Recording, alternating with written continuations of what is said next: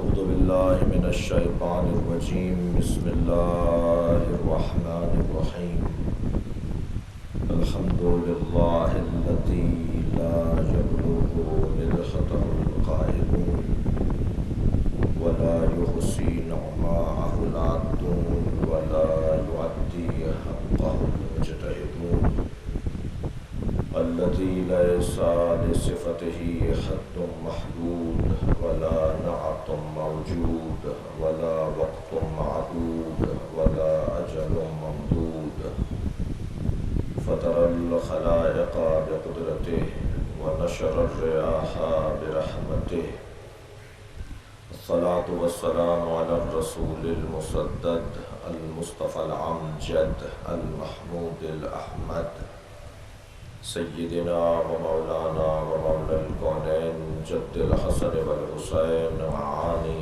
والقاسم محمد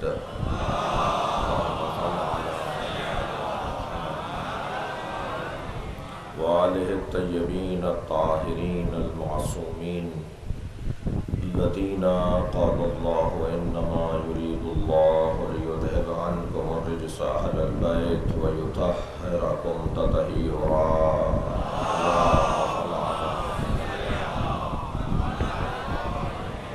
ولعنة الله على أعدائهم أجمعين من يوم عداوتهم إلى قيام يوم الدين أما بعد قال الحكيم في قرآن الكريم بسم الله الرحمن الرحيم فمن حاجك فيه من بعد ما جاءك من العلم فقل تعالوا ندعو أبناءنا وأبناءكم ونساءنا ونساءكم وأنفسنا وأنفسكم ثم نبتهل ونجعل فنجعل لعنة الله على الكاذبين صلوات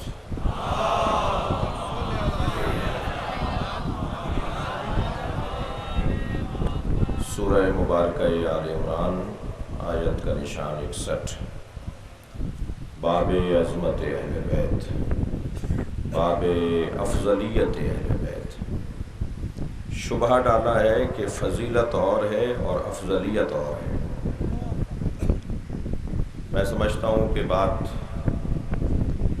اتنی روشن ہے کہ اس پہ وقت لگانا بہت زیادہ ضروری نہیں ہے۔ جو صاحب فضیلت ہوتا ہے اسی کے لیے ممکن ہے کہ وہ افضلیت کا تاج سجائے، لیکن جہاں فضیلت کی گنتی ہی صلوات پڑھیں ذرا محمد والے،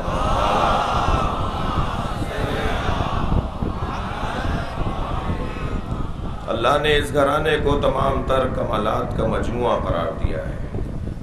ایک جملہ ہدیہ کروں گا، انسان فطری طور پر کمال طلب ہے، کمال جو ہے، کمال پسند ہے۔ ہر شخص کمال کو ڈھونڈتا ہے، کبھی علم کو کمال سمجھتا ہے تو اہل علم سے دوستی کرتا ہے، کبھی حسن ظاہری کو کمال سمجھتا ہے تو حسینوں کے دروازے پر جاتا ہے، کبھی شہرت کو کمال سمجھتا ہے تو صاحبان منصب سے دوستی کرتا ہے، کبھی سخاوت کو کمال سمجھتا ہے تو اہل دل سے دوستی کرتا ہے، کبھی شجاعت کو کمال سمجھتا ہے تو اہل دل سے دوستی کرتا ہے۔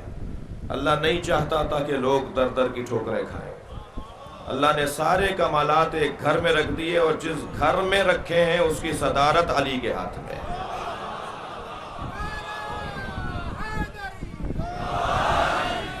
کمالات کا مجموعہ یہ گھرانہ، اور اس گھرانے میں صدارت پہ نام علی۔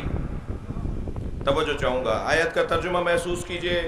موسم کی نامساعدگی کا تو احساس ہمیں ہے اور ہم اس کے لیے آمادہ ہیں، اس کے لیے تیار ہیں۔ اس سال کچھ ثواب عزاداروں کے لیے زیادہ لکھا گیا ہے اور ہم اس ثواب کو حاصل کرنے کے لیے آمادہ تیار بیٹھے ہوئے ہیں۔ آپ سے دقت چاہوں گا، بہت عجلت میں ترجمہ کروں گا کیونکہ رسم ہے، طریقہ ہے کہ جس آیت کی تلاوت کی جائے، ممکن ہے آج 20% ہی صحیح پہلی مجلس میں آئے ہوں تو ان کے لیے ترجمہ ضروری ہے۔ ارشاد حضرت ہدیت ہو رہا ہے، فمن حاجک فیہ من بعد ما جاءک من العلم، جو علم آ جانے کے بعد کٹ حجتی کریں، توجہ چاہوں گا اہل دقت سے، جو علم آ جانے کے بعد، دلیل آ جانے کے بعد، استدلال برہان آ جانے کے بعد، عقل کے مطابق گفتگو مکمل ہو جانے کے بعد بھی ضدم زدہ کی کیفیت میں ہوں، بات نہ مان رہے ہوں، تسلیم نہ ہو رہے ہوں، تو میرے حبیب پھر ان سے کہہ دیجئے کہ تم مناظرے والے لوگ تو ہو نہیں، اب مباہلہ کریں گے، لہذا آ جاؤ، فقل تعالو، لے آؤ، آ جاؤ، ندعو ابنانا، ہم بلاتے ہیں اپنے بیٹوں کو، تم لے کر آ جاؤ اپنے بیٹوں کو، ہم لے کر آتے ہیں اپنی بیٹیوں کو، تم لے آؤ اپنی بیٹیوں کو۔ یہ بات کل ہو چکی کہ ابن کے ساتھ اگر لفظ نساء آئے گا تو اس کا مطلب بیٹی ہے، اور رجل کے ساتھ لفظ نساء آئے گا تو اس کا مطلب عورت ہے۔ یہاں چونکہ ابن کے ساتھ لفظ نساء آیا ہے، اہل دقت سے توجہ چاہوں گا، لہٰذا یہاں مراد بیٹی ہے۔ ہم اپنے بیٹوں کو لاتے ہیں، تم اپنے بیٹوں کو لے آؤ، ہم اپنی بیٹیوں کو لاتے ہیں، تم اپنی بیٹیوں کو لے آؤ۔ اور ہم، یا ترجمہ کیا ہے، دقت چاہوں گا، یا ترجمہ کیا ہے ہم خود آ جاتے ہیں اور تم خود آ جاؤ۔ ایک ترجمہ یہ کیا ہے جناب اسحاق مدنی صاحب نے، فیصل آباد کے جو اہل حدیث کے عالم دین ہے، دیوبندی عالم دین ہے، انہوں نے ترجمہ کیا ہے کہ ہم خود آ جاتے ہیں، تم خود آ جاؤ۔ تو نبی مکرم تو خود آ گئے تھے، پھر علی کو کس عنوان سے لے کر آئے تھے؟ تو اگر یہ ترجمہ بھی کریں گے کہ ہم خود آ جاتے ہیں، تم خود آ جاؤ، تو نبی مکرم نے گویا بتایا کہ میں جیسے آیا ہوں ایسا ہی علی آ رہا ہے، یہ میری خود کی جگہ، میری ذات کی جگہ علی ہے۔ اور یہ دیکھیے، مولا حسن کے ہوتے ہوئے مولا حسین مسئلہ نہیں بتاتے تھے۔ ادب اہل بیت لے لیجئے ذرا، امام حسن کے ہوتے، امام حسین کے ہوتے ہوئے امام زین العابدین مسئلہ نہیں بتائیں گے۔ میرے مولا حسن بیٹھے ہوئے ہیں، سوال ہوا ہے نبی سے، نبی نے کہا بیٹا حسن تم جواب دو، تو جواب دیا۔ وہ جواب دینا بتا رہا ہے کہ جواب تھا، مگر ادب مصطفیٰ یہ ہے کہ ان کے ہوتے ہوئے ہم جواب نہیں دیں گے۔ عزیزان گرامی، جناب رسالت مآب کے ہوتے ہوئے مولا کائنات جواب نہیں دیں گے۔ یہ عظمت علی ابن ابی طالب ہے کہ نبی کے ہوتے ہوئے نبی کہیں کہ میں آ رہا ہوں علی کی شکل میں۔ اور پھر اگر ترجمہ کریں گے کہ ہم اپنے جیسوں کو لاتے ہیں، تم اپنے جیسوں کو لے کر آ جاؤ، تو نبی مکرم اپنے جیسے کے طور پر جسے لے کر گئے ہیں وہ ہے علی کی ذات۔ اور اب وہاں میدان میں مباہلے کے لیے پہنچے، کل یہ بات ہو چکی اور انہوں نے دیکھا کہ نہیں، ہم ایسے چہرے دیکھ رہے ہیں کہ اگر یہ پہاڑوں کو حکم دیں تو پہاڑ اپنی جگہ سے ہٹ جائیں، لہٰذا ان سے مباہلہ تو ہونا نہیں ہے۔ سمجھدار تھے مسیحی، تبھی آج تک زندہ ہیں۔ اور مباہلہ نہیں ہوا، جزیہ دے کر معاملہ تمام ہوا، اور سرکار دو جہاں نے ایک عظمت کا باب ایسا روشن کر دیا کہ تمام عالم اسلام اس بات پر متفق ہے کہ عظمت اہل بیت میں اس سے روشن آیت کوئی اور نہیں ہے۔ اور خود مولا کائنات نے اپنے بارے میں جو فخر کیا ہے، اپنے بارے میں جو افضلیت کا عنوان جس آیت کو قرار دیا ہے، آپ میرے ساتھ ہیں، موسم آپ کو کہیں اور تو نہیں لے جا رہا، تو مجھے ایک جملہ کہنے دیجیے۔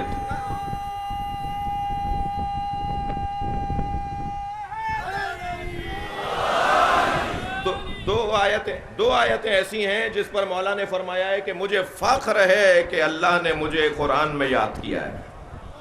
وہ دو آیتیں جلدی سے سن لیجئے۔ ایک آیت تو یہی ہے، آیہ مباہلہ، کہ مولا نے 6 رکنی شورا کی میٹنگ میں، وہ جو حضرت عمر نے 6 رکنی شورا بنائی تھی کہ اب کون ان کے بعد خلیفہ بنے گا، اس میں مولا کائنات نے جو خطاب کیا ہے، اس میں جو دلیل دی ہے مولا نے اپنی افضلیت کی، وہ ایک سورہ مبارکہ آل عمران کی آیہ مباہلہ ہے۔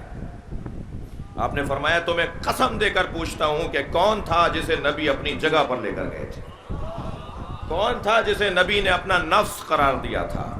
کون تھا جسے نبی نے اپنے جیسا بنایا تھا؟ اور کون تھا جس کے بیٹوں کو نبی نے اپنا بیٹا کہا تھا؟ یہ ایک دلیل۔ دوسرا حضرت نے فرمایا کہ مجھے فخر ہے کہ اللہ نے نبی کی رسالت پر اپنے ساتھ مجھے گواہ رسول بنایا ہے۔ سورہ مبارکہ رات کی آخری آیت، وَيَقُولُ الَّذِينَ كَفَرُوا لَسْتَ مُرْسَلًا، اے میرے حبیب جو رسالت کا انکار کرتے ہیں اور کہتے ہیں آپ رسول نہیں ہیں، ان سے کہہ دیجئے کفا باللہ شہیداً بینی و بینکم، ومن عنده علم الکتاب، میری رسالت پر گواہی کے لیے اللہ کافی ہے، اور وہ کہ جس کے پاس مکمل کتاب کا علم ہے۔ مولا فرماتے ہیں مجھ علی کی یہ فضیلت ہے کہ اللہ نے مجھے اپنے ساتھ گواہ رسول بنایا ہے۔ اس کے علاوہ بھی دلائل ہیں، اس کے علاوہ بھی شواہد ہیں، آیات ہیں، احادیث ہیں، جس میں مولا نے اپنی افضلیت کا اظہار کیا ہے۔ اور آخرت میں طے ہے کہ پنجے تن سے بڑا کوئی نہیں ہے۔ میں چند دلیلیں دینے جا رہا ہوں اپنے اس مدعا کے اوپر، مجھے جواب دیا جائے دنیا میں کیوں بھیجا گیا ہے ہمیں، تاکہ آخرت سنورے۔ ہمیں کیوں خلق کیا گیا ہے، تاکہ ہم آخرت میں اعزاز پائیں۔ آخر ہمارا یہاں رہنے کا مطلب کیا ہے؟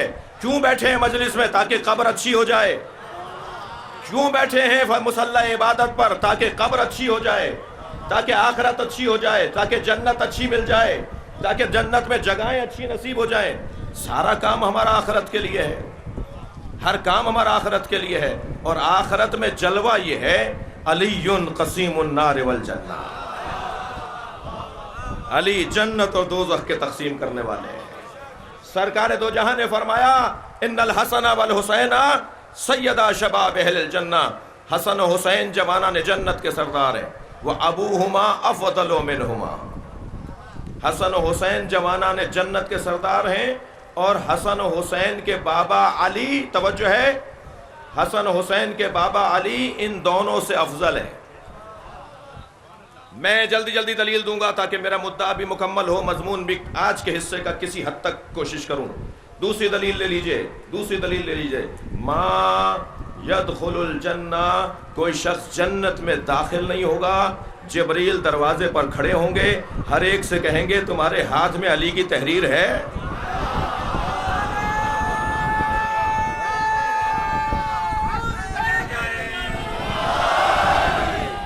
ایک بحث پچھلے دنوں رہی، علیہ السلام رضی اللہ تعالی عنہ،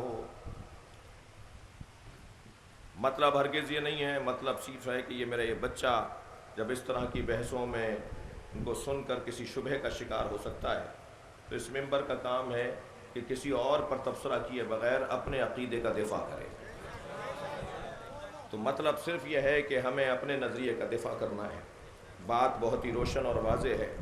جب حضرت حمزہ سید الشہداء کی جنگ احد کے اندر شہادت ہوئی اور آپ کے جنازے پہ سرکار دو جہاں پہنچے، تو حضرت حمزہ کا جنازہ مسلح کیا جا چکا تھا، ان کے بدن مبارک کی توہین کی جا چکی تھی، اپنی دانست میں انہوں نے توہین کی تھی، سینہ چاک کر کے جگر نکالا گیا تھا، آپ کے کان اور آپ کی ناک اور آپ کے ہونٹوں کو بریدہ کیا گیا تھا۔ اس کیفیت میں سرکار نے حضرت حمزہ، اور حضرت حمزہ معمولی وجود نہیں ہے، نبی مکرم کے لیے مولا علی اور حضرت حمزہ ایسے رہتے تھے جیسے کسی کا سایہ ہو۔ کبھی سرکار نے چچا ہیں، اس کے باوجود نبی مکرم کے دفاع میں ہمیشہ ساتھ رہے۔ حضرت حمزہ کے جنازے پہ جب نبی پہنچے تو نبی مکرم نے مولا علی کو لپٹا کر بہت گریہ کیا، دونوں بھائی ایک دوسرے کو پرسہ دے رہے تھے، نبی مولا علی کو پرسہ دے رہے تھے، مولا علی نبی کو پرسہ دے رہے تھے۔ تو اس وقت میں جب نبی نے مولا کو لپٹا کر گریہ کیا ہے تو مولا کائنات کی زبان پر پہلی مرتبہ یہ جملہ آیا جو اللہ کو اتنا اچھا لگا کہ اسے قرآن میں آیت بنا کے نازل کر دیا، اور وہ جملہ یہ تھا انا للہ و انا الیہ راجعون۔ تو فوراً آیت آئی اذا اصابتهم مصیبہ بشر الصابرین الذین اذا اصابتهم مصیبہ قالوا انا للہ و انا الیہ راجعون۔ آیت یہاں مکمل نہیں ہو رہی، جو مطلب میرا تھا آیت آگے بڑھی، اولئک صلوات من ربہم والرحمہ، یہ وہ لوگ ہیں جن پہ اللہ کی طرف سے صلوات ہے، مجھے کسی اسمبلی سے بل پاس کروانے کی ضرورت ہی نہیں ہے کہ کسے صلوات اور سلام کا عنوان دیا جائے گا، جنہیں اللہ نے صلوات بھیجی ہو، جنہیں اللہ سلام بھیجتا ہو، ان میں ایک صلوات پڑھے محمد و آل محمد۔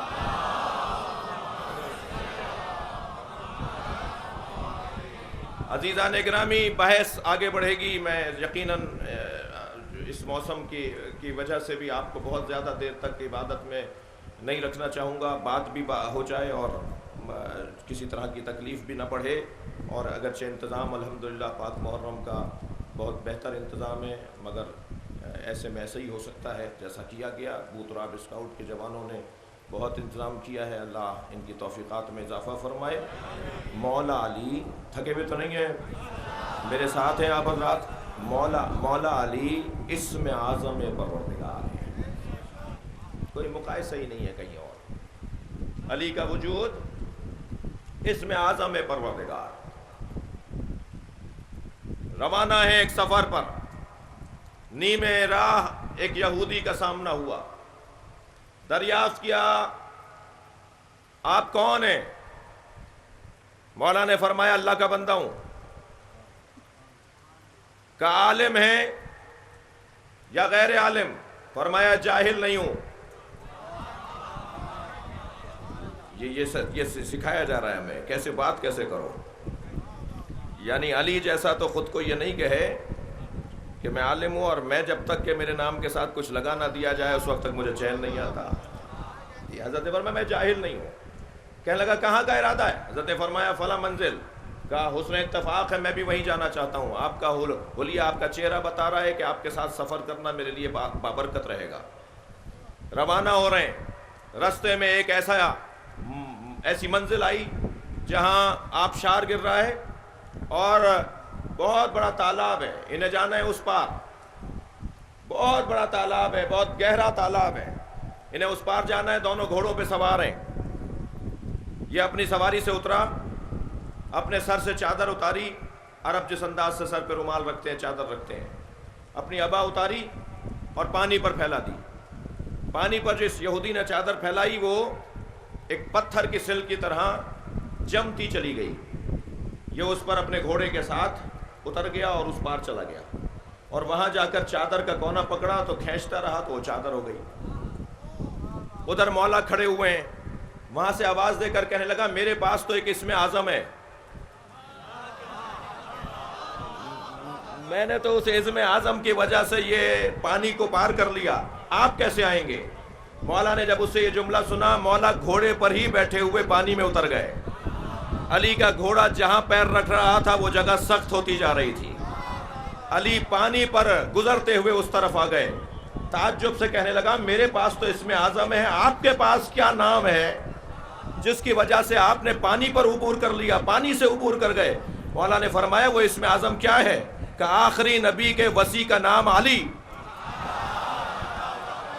فرمایا وہ علی میں ہوں۔ صلوات پڑھے محمد و آل محمد۔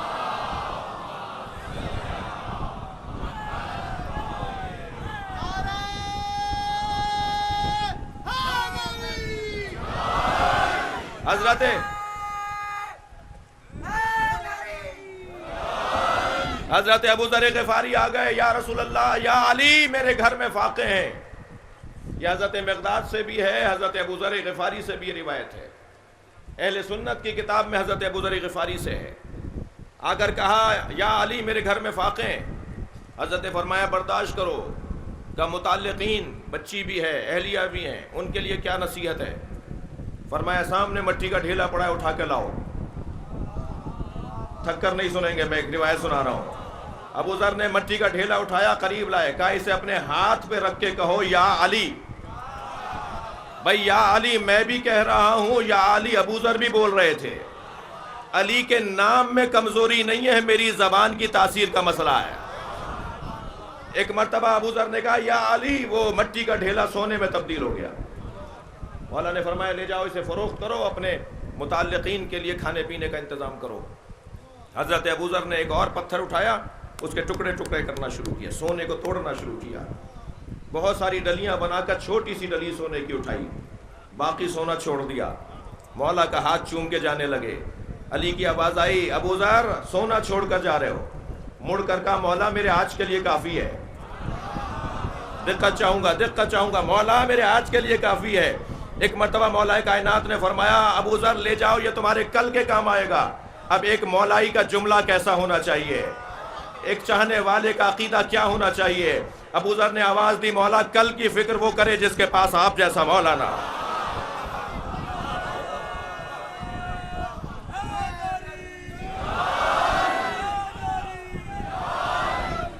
یہ اسم اعظم ہے، میرا تقوی مسلم ہو جائے تو یہ نام اثر کرتا ہے، میرے بدن میں جو کوئی شبہناک غذا جا چکی ہے اس کا ازالہ ہو جائے تو اس نام کی تاثیر ہے۔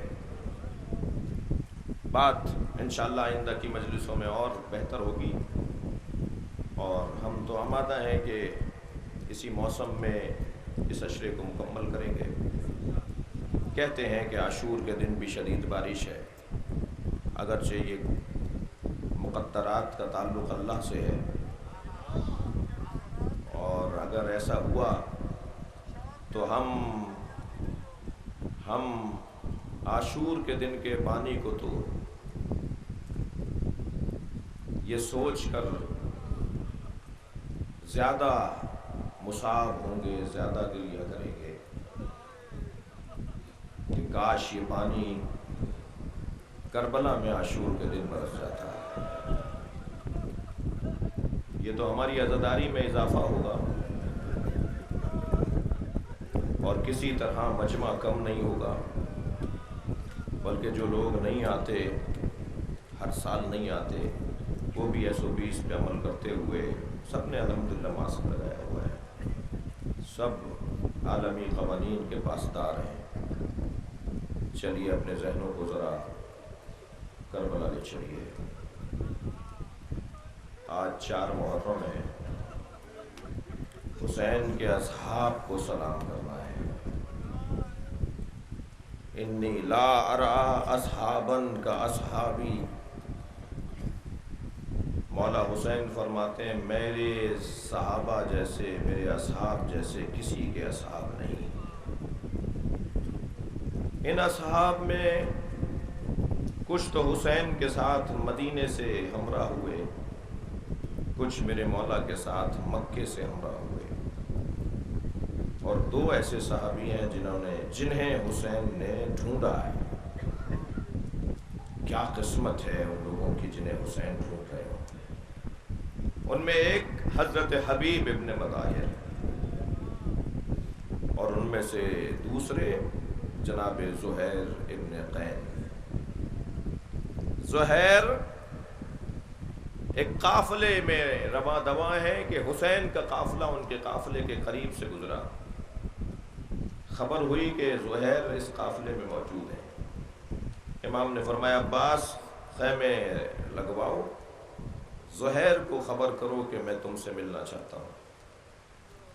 جب مولا عباس پہنچے نا حضرت زہیر کی خدمت میں، تو زہیر نے حسین مولا کو سلام کا جواب بھجوایا، اور اپنے چند حسین تازہ صحت مند گھوڑوں میں سے ایک گھوڑے کی لگام مولا عباس کے ہاتھ میں دیتے ہوئے کہا میری طرف سے حسین کو یہ ہدیہ دے دیجیے گا، اور کہیے گا میں لا تعلق رہنا چاہتا ہوں، میں اپنے گھر جانا چاہتا ہوں، میری طرف سے گھوڑا قبول کر لیں۔ مولا عباس پیغام لے کر گئے۔ مولا نے فرمایا عباس زہیر سے کہو کہ میں خود ان سے ملنے آ رہا ہوں۔ ہاتھ پیر پھول گئے کہ حسین خود آئیں گے تو اب کیا جواب دوں گا۔ جیسے ہی مولا کا گھوڑا آتے ہوئے دیکھا، اپنے خیمے سے آمادہ، سر پہ امامہ رکھا، آبا دوش میں لی، اپنے خیمے سے باہر آئے، استقبال کیا مولا حسین کا، امام کے ہاتھوں کا بوسہ دیا۔ امام نے فرمایا زہیر ہمیں تمہارے گھوڑے کی ضرورت نہیں ہے، اپنا گھوڑا اپنے پاس رکھو، ہمیں تمہاری ضرورت ہے۔ اور پھر ہاتھ پکڑا حضرت زہیر کا، اور صحرا میں بیابان میں تنہا چلے گئے، اور دور لوگ دیکھ رہے ہیں، دونوں کے چاہنے والے دیکھ رہے ہیں، اور دور کھڑے زہیر کے ساتھ کچھ دیر گفتگو کی، اور گفتگو کا نتیجہ یہ نکلا کہ جب لوٹے تو حسین اپنی سواری پر بیٹھ کر اپنے خیمے کی طرف گئے، اور زہیر اپنے خیمے میں آئے تو پہلی بات اپنی زوجہ دلہا سے یہ کی کہ میں تمہیں طلاق دے رہا ہوں۔ اس نے کہا ہم میں تو کبھی اختلاف نہیں ہوا، بڑی خوشگوار زندگی ہے، کیا بات ہے جو آپ مجھے طلاق دے رہے ہیں؟ کہا حسین نے مجھے جنت میں میرا مقام دکھا دیا ہے، میں اب مار دیا جاؤں گا اور حسین کے ساتھ کربلا میں شہید ہو جاؤں گا۔ یہ احتیاط تھی ان ہستیوں کی، عدت وفات زیادہ ہوتی ہے اور عدت طلاق کم ہوتی ہے۔ کہ 1 مہینے کا فرق ہے دونوں کے اندر تقریباً، کہ نہیں میں اگر طلاق دوں گا تو جلدی آزاد ہو جاؤ گی، عدت جلدی مکمل ہوگی۔ کہا زہیر تم مجھے طلاق نہ دو، مگر تم جانا چاہتے ہو تو جاؤ۔ کہا میں تمہیں اس لیے بھی طلاق دینا چاہتا ہوں کہ جب مرد مار دیے جاتے ہیں تو عورتوں کو اسیر بنا لیا جاتا ہے، تمہارے ساتھ میرا تعلق کہیں تمہاری بے حرمتی کا سبب نہ ہو جائے۔ میں کہوں گا زہیر تم نے اپنی زوجہ کا بڑا خیال کیا، سلام ہو اولاد زہرا پر، سلام ہو نبی زادیوں پر، اجرکم اللہ اجرکم اللہ۔ خدا کسی غم میں نہ رلائے سوائے غم اہل بیت میں رونے رلانے والوں میں قرار دے۔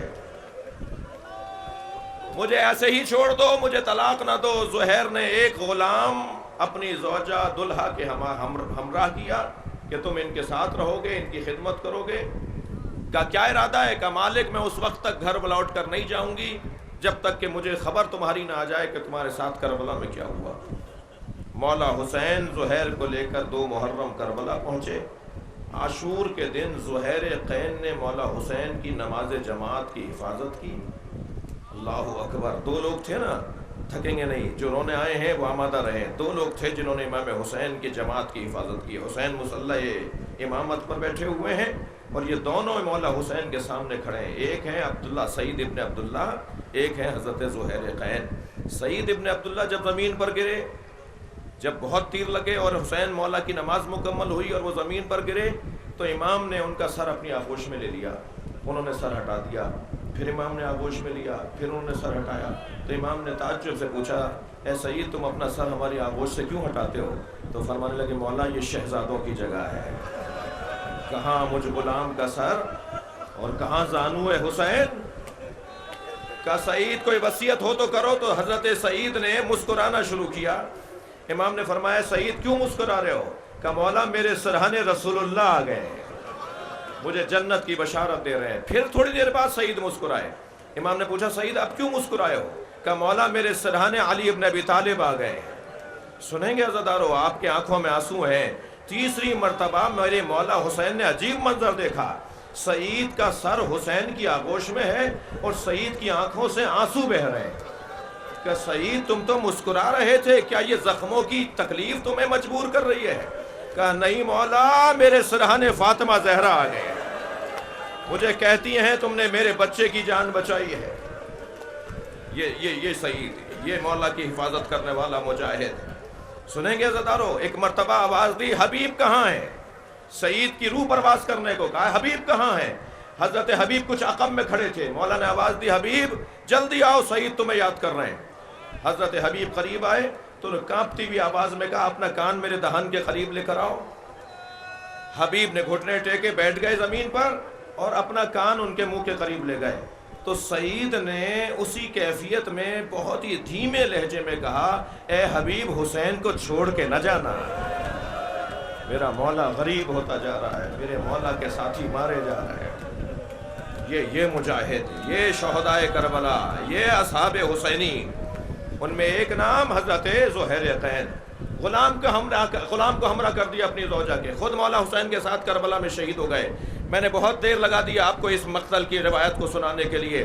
عزادارو جب کربلا میں زہیر شہید ہو گئے مولا کے ساتھ تو دلہا ایک رستے پر خیمہ لگا کر اپنے، ایک خیمہ غلام کا ہے ایک خیمہ ان کا ہے، خیمہ لگا کے بیٹھی ہوئی ہیں کہ آتے ہوئے مسافروں کو دیکھوں گی کہ آخر ہوا کیا ہے۔